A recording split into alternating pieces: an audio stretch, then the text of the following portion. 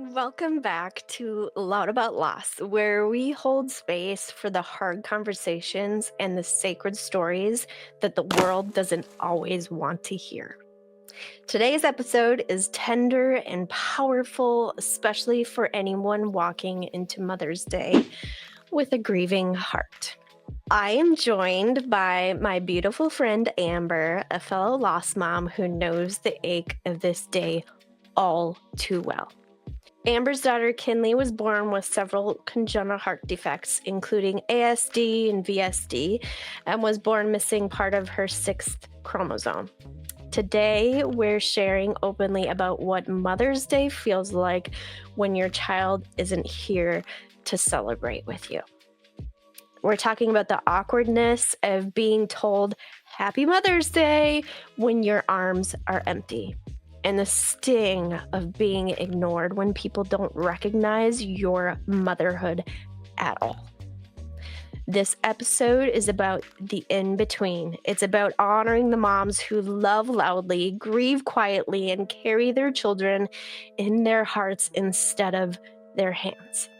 If you've ever felt invisible on Mother's Day, this one's for you. You are seen. You are still a mom. And we're so glad you're here with us. Hello, Amber. I'm so glad that you're here today to talk about Mother's Day and about Kinley and all the things. Thank you for having me. You're welcome. So, I have to ask you a little bit about Kinley and what's her story and what's something you want the world to know about her. I had a really normal pregnancy, and I had a previous child that was healthy, and there were a couple things that they found on an early ultrasound, like, looks like she has a couple holes in her heart, but they totally close up usually.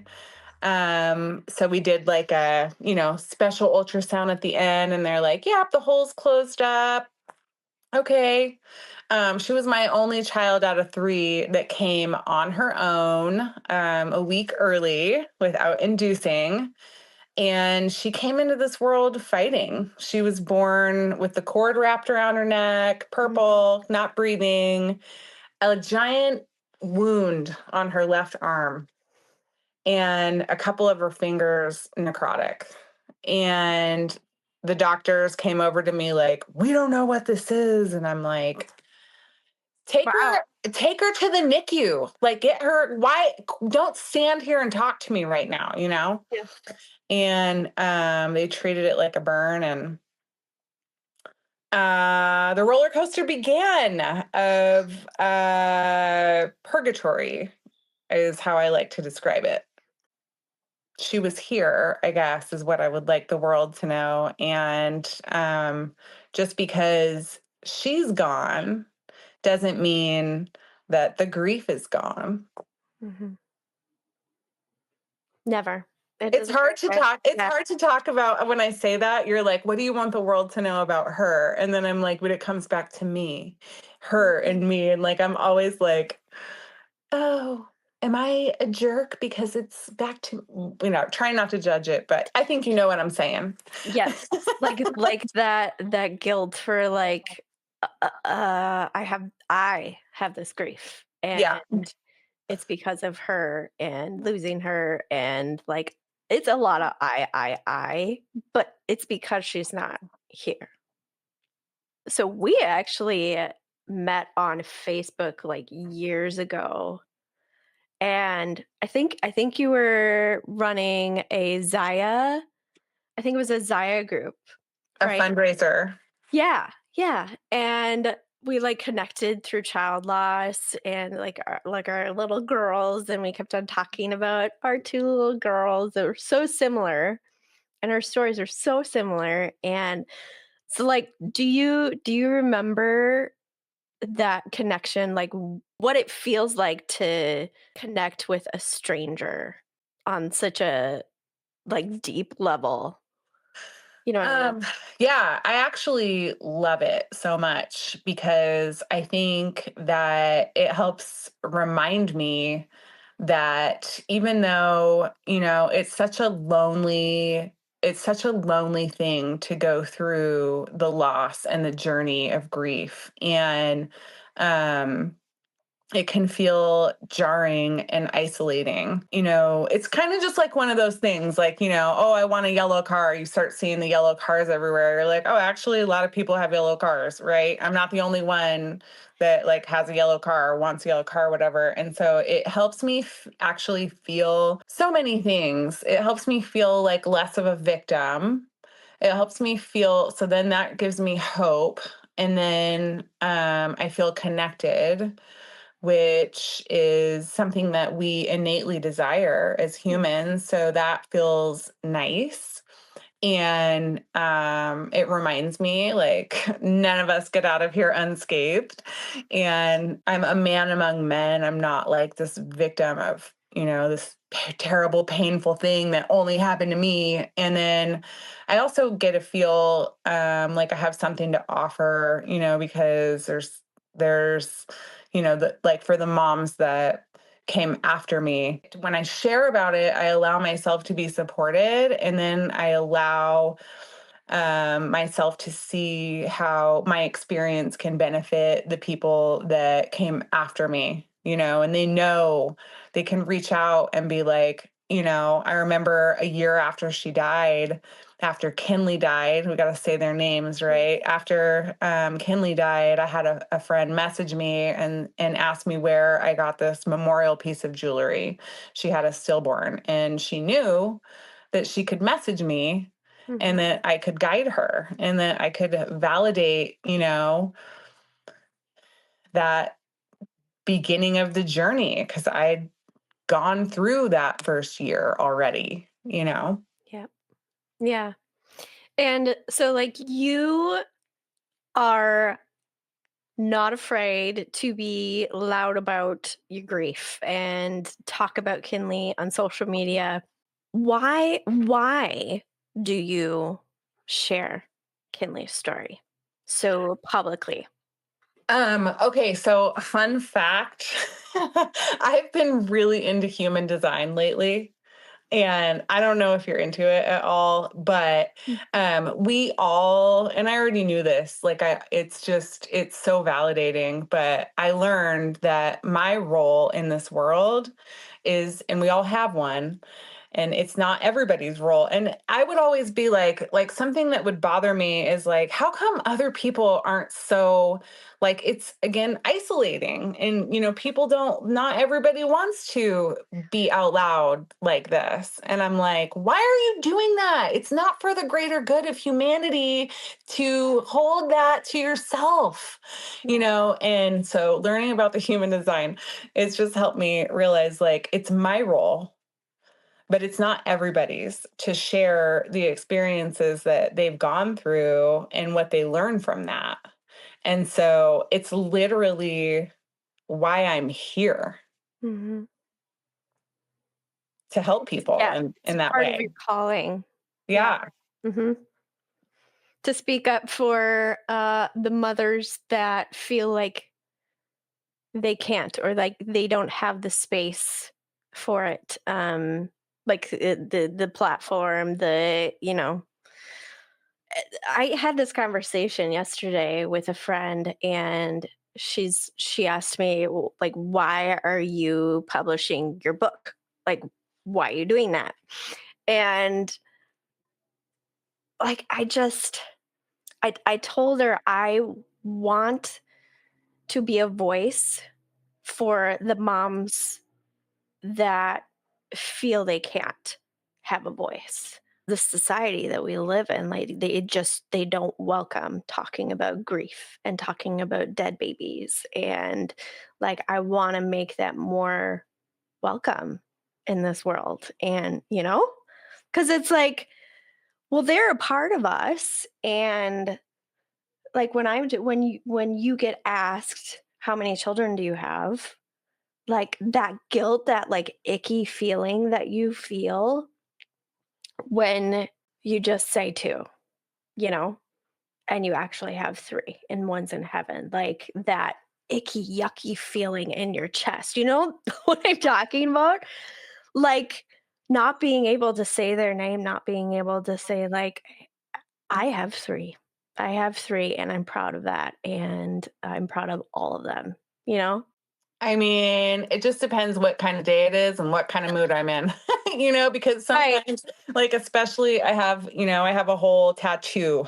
And so sometimes people will ask me about that. And I'm just Mhm. like, do I tell the truth? Like if I'm feeling feisty, it might be like, or if I'm just I'm playing with society, like how will this person be able to hold space? Will they be able to? Right, How will they respond to right. it? And or am I feeling fragile and I need self-preservation? So I play with it. Yep.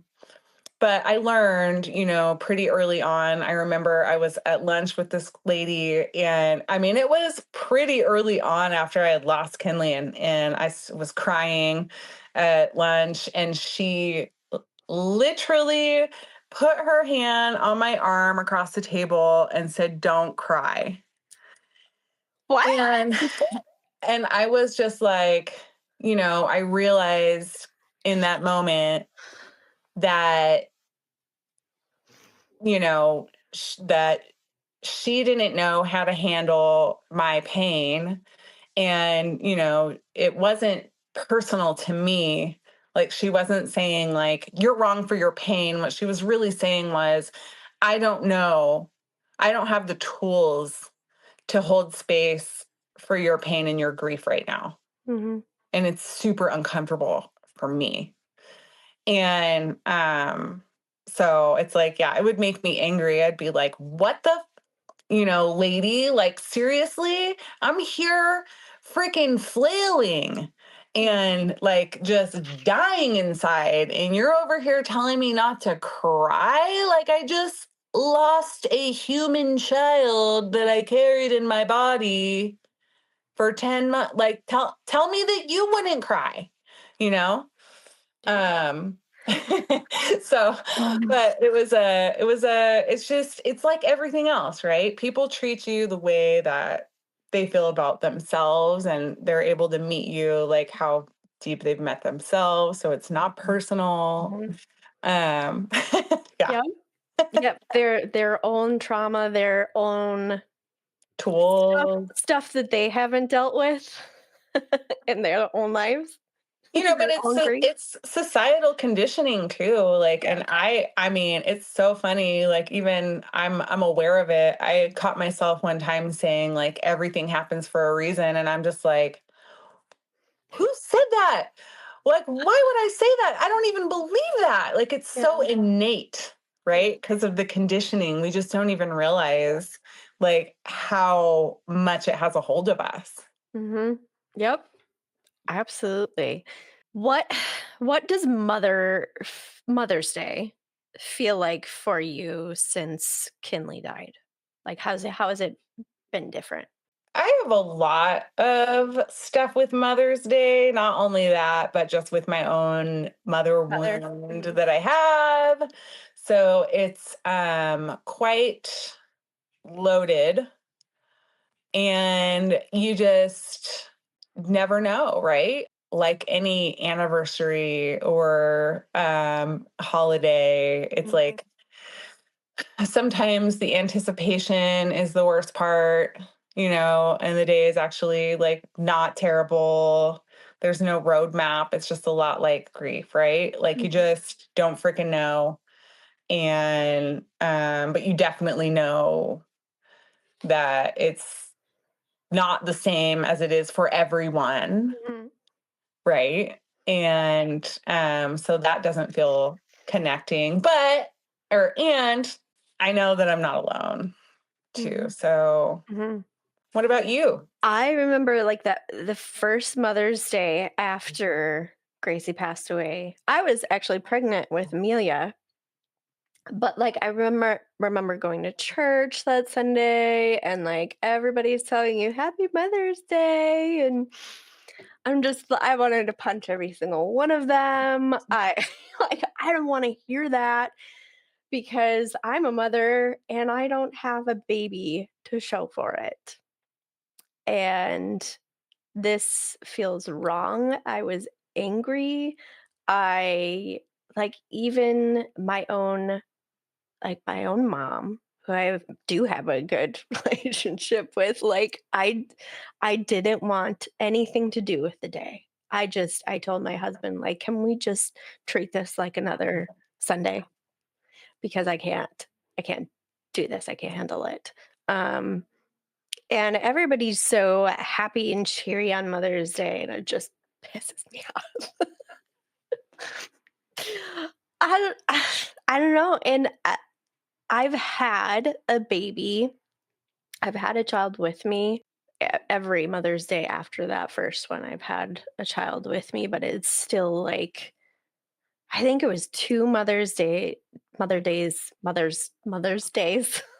ago. I was so emotional and I was crying left and right, and I told my husband, like, "Hey, I'm gonna lock myself in the bedroom. I'm gonna watch some movies on my laptop, and I'm going to sleep, and I'm gonna cry, and I'm gonna do all the things, and I'm just gonna escape." And I feel like we should welcome that on Mother's Day. Like, if we need to do that to lock ourselves in a room or, like, not be mom for a day, like, I think that should be okay. And it was exactly what I needed, um, to just kind of escape the day. It sounds a little morbid, but, like, to, like, lock myself in my bedroom from everyone and everything.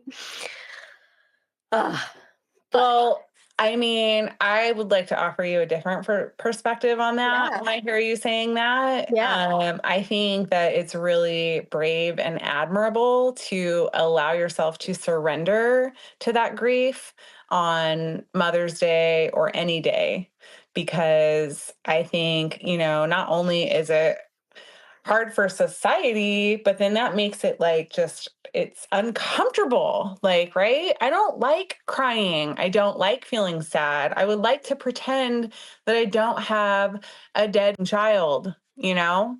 Yes. Like I would like to run the other way when those feelings come up sometimes.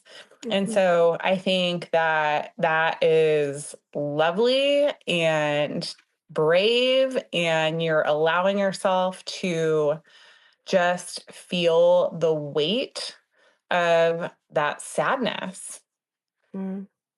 and honoring that. Yeah, you're so right, and yeah, and I don't do that enough. You do I that don't I enough.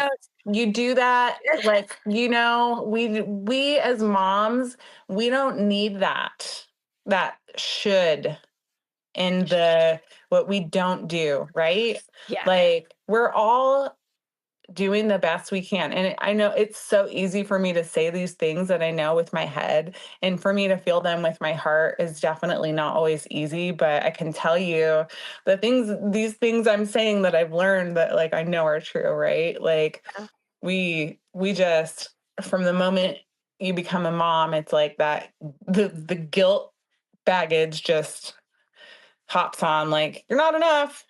Yep, You're not enough. yep, yep. You're doing it wrong. Hops on. I like that. What do you wish people understood about bereaved mothers on Mother's Day?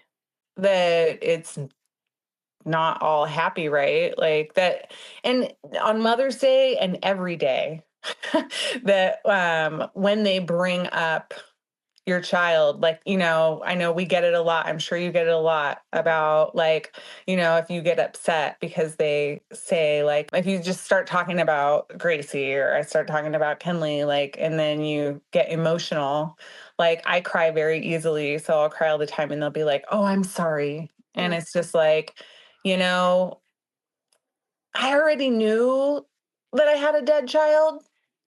Like I always know. Yep. And so you talking about it doesn't unveil a curtain like a curtain. It's not like it's like, I have a dead child? Yeah, right. Like, no, I knew Yeah, already. yep. So you bringing it up isn't what's making me emotional. The fact that I have a dead child is what's making me emotional, right? So Mhm. it's okay. It's okay to that I feel pain and it's not your fault. Yeah, right, yeah. I'm You're sorry I not made you responsible. cry. Yeah. Yeah. I didn't mean to bring it up. Oh, but no, it's okay because I want to say her name. Thank you very much. Yeah, and it's like that pain that comes up is like multifaceted because it's like not just the fact that I have a dead child, but it's the fact that I felt seen. And that, Yeah. the longer that goes on, like that becomes so rare. And I think that when somebody is willing to step into that pain, it just shows that they are evolved and that they can hold space. And like I appreciate that, if anything else, you know. Yeah. Yeah. Is there a certain way that you honor Kinley on Mother's Day? You're really good about doing that. And like not that I'm not.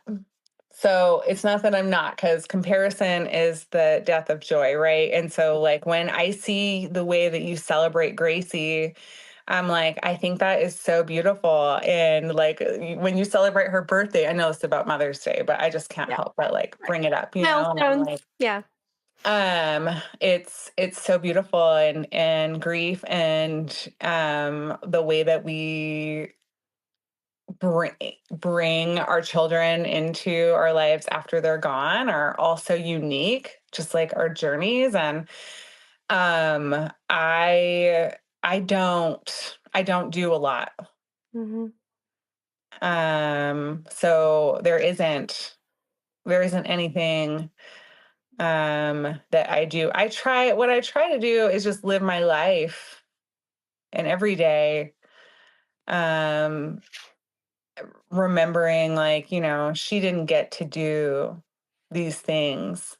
Mhm. She didn't get to have this life, and she would want me to be thriving and happy, and I don't owe a penance, to try to show myself or the world my sadness and my grief all the time. You know what I mean? Mhm. Like Yeah. it's just okay. Like I don't have to do anything.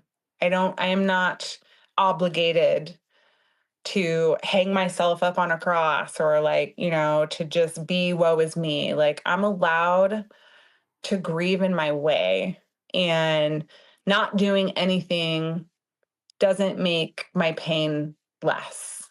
Yep. 100%. We totally talk about her, and my little one especially. Like it's Oh. so it's so interesting. It's like they're connected. They are connected, like Yeah. no doubt. She Oh has my gosh. always talked about her, drawn pictures of her. Like Oh. she would get her ashes sometimes and eat with her, and Oh. yeah, so sweet. And like when I get sad, she'll like sometimes like talk about Kinley, like, it's okay, mom, like Kinley's here with you. Like she feels like that's reassuring to me, which I think is so interesting. Mhm. She's a major space holder. Wow. So it's crazy. Wow, that's amazing. Yeah. Emmy's, when she was smaller, like 5, 6 years old, she would go into, anywhere, to the playground, to school, wherever, and she would tell everybody, "I have a sister in heaven. I have a sister in heaven. I have a" and she would be so proud of it, and she would draw pictures, color pictures, and, now I think she keeps it more to herself. She's 11 now, but she keeps it more to herself, and, um but, when she's around us and in our family, like, she talks about Gracie, says Gracie's name all the time. Even Maisie has started talking about Gracie, Gracie, Gracie, and she knows who she is, and, like, all the pictures around the house, like, "Mom, that's Gracie," and, Yeah. oh my gosh, I love it so much. Our little ones we are got these we so got these good. t-shirts made for her after she died, and Scarlett has always worn her t-shirt. She wears it like a couple times a week, and it says Kinley's name, and it says like, like when she died and stuff. And she Yeah. loves those t-shirts. She's like, I'm like, she's gone through her older sisters that she handed down, and now she's getting big for that one. I'm like, do you want me to get you another one Another next? one? She does. Yeah. It's so cute. Yeah. Oh, yeah, we had some T-shirts made for Gracie's birthday last year. I know, I got one, girl. Yeah, yeah, that's right, you did.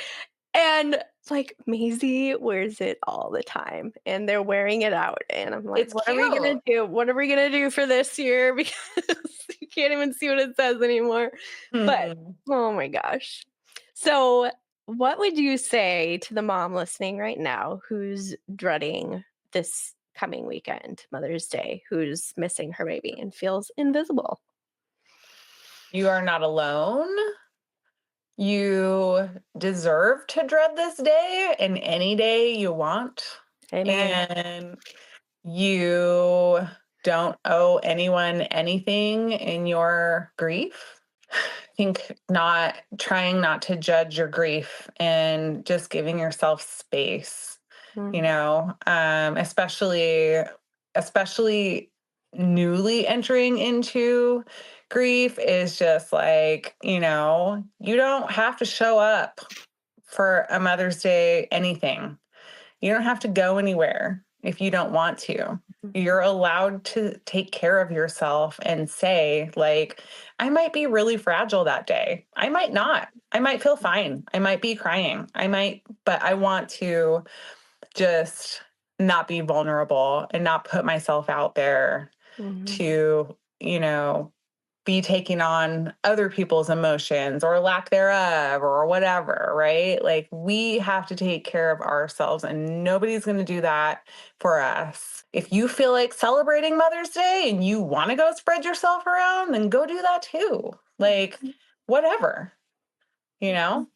It's just not, there's not a manual for this. There's not a manual for how you grieve, and how she does it might be different. And you're so not alone. It's all okay. yeah.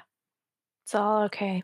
I know you're talking about grief circles and you are wanting to start some grief circles. You run some grief circles. Like, tell me Yes, about I that. have. So I have once before, and I was just kind of thinking, like, yes, it's brewing in my mind about some way. I just keep feeling this pull, like I'm meant for more. I'm not sure what it is, but I have so much experience with so many different things, including the grief. So I'm sober, and I've been sober for 18 years, and it's so cool. My sponsor, she lost a child in her disease of alcoholism, and her child Mm, had a heart disease too, and died at 4 days old. And the doctor looked at her and said, your son wouldn't have had any type of a good life.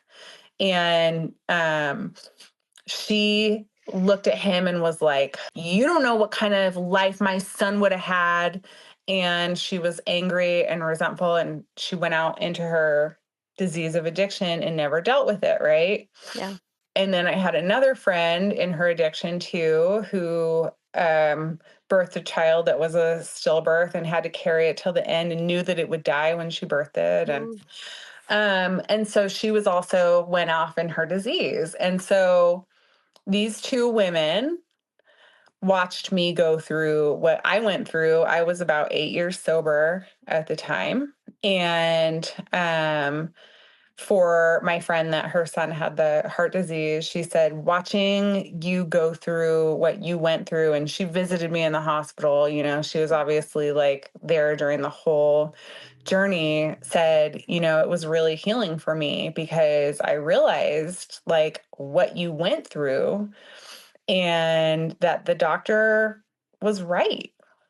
mm, And so we came together one day. It's kind of foggy, but the circle isn't foggy. And we came together, and they brought things that reminded them of their children. and they shared about their children. And, they just never got to deal with that grief being in their disease. Yeah. And so being able to come together and have space to share their children with other mothers who got it, I think, that was really special and healing. And I just think it'd be cool. And I know, like, the mothers that I spoke to, coordinating the days and times can be difficult, but they want that, It's like you want to come together and just be able to talk about your child without getting the at least and God has a angel and blah Yeah. blah blah that we hear all the time. I love it. So, Amber, where can people follow you and learn more about you, et cetera, et cetera? You can friend me on Facebook, Amber Tillinghast. It is a crazy last name, but it's I'll, T. I'll put it on the Yeah, screen. yeah. Thank you.